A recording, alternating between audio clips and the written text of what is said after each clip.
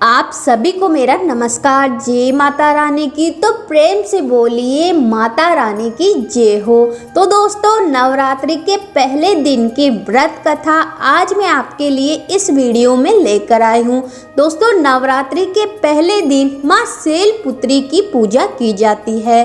नवरात्रि के 9 दिन भक्ति और साधना के लिए बहुत ही महत्वपूर्ण माने जाते हैं, पवित्र माने जाते हैं।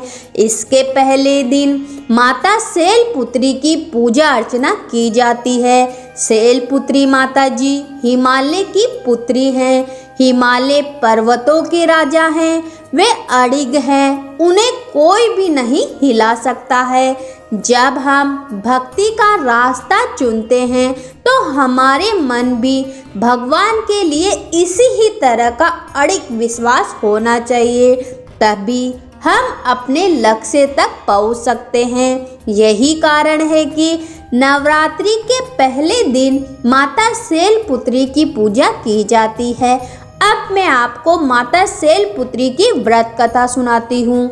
माँ शैलपुत्री सती के नाम से भी जानी जाती है। इनकी कहानी इस प्रकार है कि एक बार प्रजापति दक्ष ने यज्ञ करवाने का फैसला किया।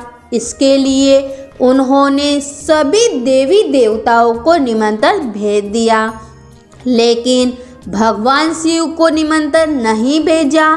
देवी सती भली भांति जानती थी कि उनके पास निमंत्रण आएगा, लेकिन ऐसा नहीं हुआ।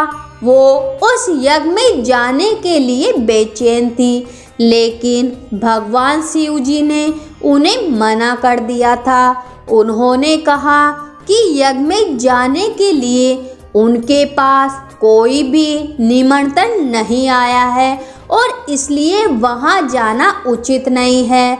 लेकिन सती नहीं मानी और बार बार यज्ञ में जाने का आग्रह भगवान शिव से करती रही। सती के ना मानने की वजह से शिव को उनकी बात माननी ही पड़ी और अनुमति उन्होंने दे दी। सती जब अपने पिता प्रजापति दक्ष के यहाँ पहुंची तो देखा कि कोई भी उनके आदर और प्रेम के साथ बातचीत नहीं कर रहा है। सारे लोग मुंह फेरे हुए हैं और सिर्फ उनकी माता ने स्नेह से उन्हें गले लगाया।